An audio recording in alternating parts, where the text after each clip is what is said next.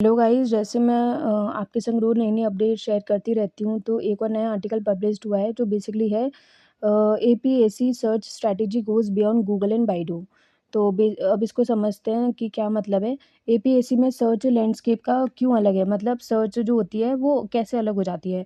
पहले हमारे एसईओ का मतलब हुआ करता था गूगल पे रैंक करना, लेकिन एपीएससी में ऐसा नहीं है, क्योंकि अलग-अलग जो हमारी सिटीज़ होती है, कंट्रीज़ होती है, इसमें सर्च इंजन्स अलग-अलग वर्क करते हैं जो बहुत ज़्यादा स्ट्रॉन्ग होते हैं उस कंट्री के अंदर।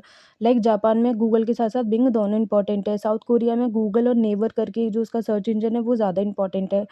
वियतनाम में गूगल प्लस कॉक कॉक करके एक है, वो ज़्यादा इम्पोर्टेंट है। इंडिया में लेकिन गूगल ने ही डोमिनेंसी हासिल कर रखी है, इसलिए उसमें एआई जो है फिर भी एआई जो इसमें ज़्यादा तेज़ी से मतलब एनहांस हो रहा है, उसका जो क्या बोलते हैं रूल जो होता है। फॉर एग्ज़ाम्पल अगर आप जापान में एसईओ कर रहे हो तो सिर्फ गूगल पे फोकस नहीं करना है, आपको अपना लगभग 30% जो ट्रैफ़िक है आप मिस कर सकते हो, अगर आप सिर्फ अपना गूगल पे ही अगर रैंकिंग कराना चाहते हो तो। बिंग यूज़र के लिए आप आपने अगर कोई स्ट्रैटेजी नहीं बनाई, तो आप वहाँ पे जापान में अपनी वेबसाइट को फ़ेल कर लोगे, मतलब वहाँ पे आप उसको रैंक नहीं करा पाओगे। तो जैसे हर एक कंट्री में अलग सर्च इंजन वर्क करता है, आपको उसके अकॉर्डिंग अपनी वेबसाइट को ऑप्टिमाइज़ करना पड़ेगा। लेकिन अब एआई सर्च ने क्या किया है, पूरा ही इसका गेम बदल के रख दिया है। यूज़र क्या करता है, क्वेरी डालता है, रिज़ल्ट कंपेयर करता है, और पहले ऐसा होता था लाइक हम जाते थे एसईआरपी पे डालते थे, कंपैरिज़न करते थे, लेकिन अब यूज़र क्वेश्चंस पूछता है, एआई डायरेक्ट आंसर देता है। इसका इम्पैक्ट ये हुआ है कि अब सिर्फ रैंकिंग इनफ नहीं रह गई है, कंटेंट ऐसा चाहिए जो एआई भी समझ सके और उसका यूज़ कर सके। जैसे कोई अगर पूछे कि best budget phone in India कितना है, तो पहले टॉप 10 ब्लॉग्स दिखते थे आपको कंपैरिज़न करने के लिए, अब एआई सीधे आंसर दे देगा 2 से 3 फ़ोन्स की, और उनके एक्सप्लेनेशन में आपको दे देगा, कंपेयर करके खुद ही। एपीएससी में सिर्फ लोग गूगल पे सर्च नहीं करते, वो सर्च करते हैं लाइक जापान का जो लाइन है, कोरिया का जो केकाओ टॉक है, वीचैट जैसे इकोसिस्टम, मतलब जो हमारे ऐप्स वगैरह होते हैं बेसिकली न्यू सर्च प्लेटफॉर्म्स, उन पे भी वो मतलब अपना सर्चेस करते हैं।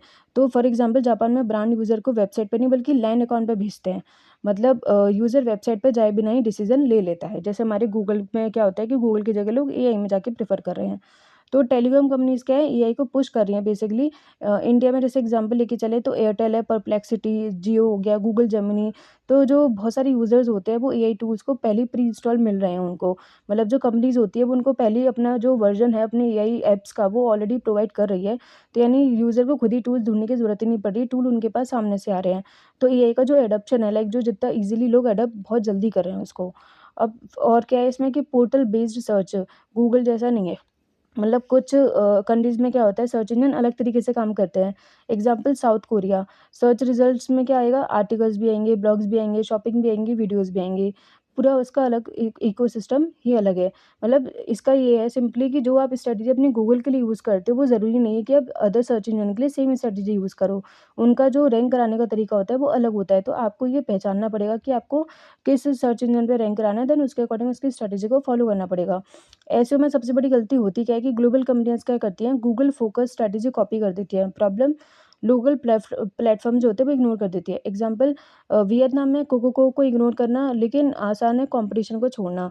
मतलब क्या करती है कि ग्लोबल जैसे गूगल है, उसको ग्लोबल बना दिया, लेकिन जो उसके कंट्री के जो मेन प्लेटफ़ॉर्म्स होते हैं, लाइक हमारे वियतनाम में जैसे अलग सर्च इंजन चल रहा है, जापान में अलग सर्च इंजन चल रहा है, तो उनको कहीं न कहीं इग्नोर करके ग्लोबल जो बना दिया लाइक हमारा गूगल, उसको फ़ोकस करके रख दिया है। तो ये है कि अदर जो हमारे एआई की जो अदर कंट्रीज़ में जो प्लेटफ़ॉर्म्स हैं, वो एक तरीके से कम इतने हाइलाइट हो पाते हैं। न्यू कॉन्सेप्ट क्या है, आंसर लेयर। अब यूज़र लिंक्स नहीं आंसर चाहते हैं, मतलब यूज़र को अब एसईआरपी की लिंक्स नहीं चाहिए, उसको डायरेक्ट आंसर्स चाहिए। तो विजिबिलिटी का मतलब ये नहीं हो गया कि आप सिर्फ रैंकिंग कराओ, एआई में मेंशन हो। एग्जांपल के तौर पे हो गया, अगर आपका कंटेंट अगर एआई में रैंक में आ गया, तो यूज़र ज़्यादा ट्रस्ट करेगा और ज़्यादा उसके क्लिक्स भी होंगे। मेज़रमेंट में क्या है, इसमें ब मेज़रमेंट बदलना पड़ेगा। पहले हमारा मेज़रमेंट होता था कि ट्रैफ़िक कितना आ गया, लेकिन अब ट्रैक करना क्या होगा, गूगल में, बिंग में, लोकल इंजन्स में और एआई टूल्स में हमारा ट्रैफ़िक अब कैसे-कैसे आ रहा है। रेगुलेशंस में क्या-क्या आ गया, वो भी एक इम्पॉर्टेंट फैक्टर है। एपीएससी में डाटा प्राइवेसी लॉ जो है वो स्ट्रिक्ट हो रहे हैं। एआई पे रूल्स आ रहे हैं, जो कंपनीज़ पहले से अडॉप्ट करेंगी वही आगे बढ़ पाएँगी। मतलब जो-जो कंपनीज़ अगर नया अपना खुद का वर्ज़न लेके आ रही है, उनको रेगुलेशंस का ध्यान करना पड़ेगा।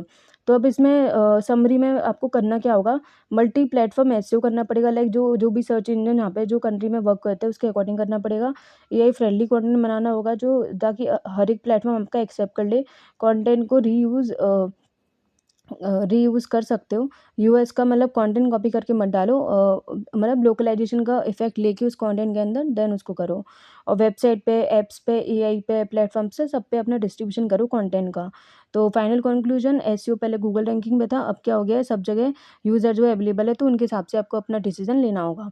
तो आज के लिए सिर्फ़ इतना ही। अगर आपको मेरी वीडियो अच्छी लगी तो प्लीज़ मेरे चैनल को लाइक और सब्सक्राइब ज़रूर करें। Thank you.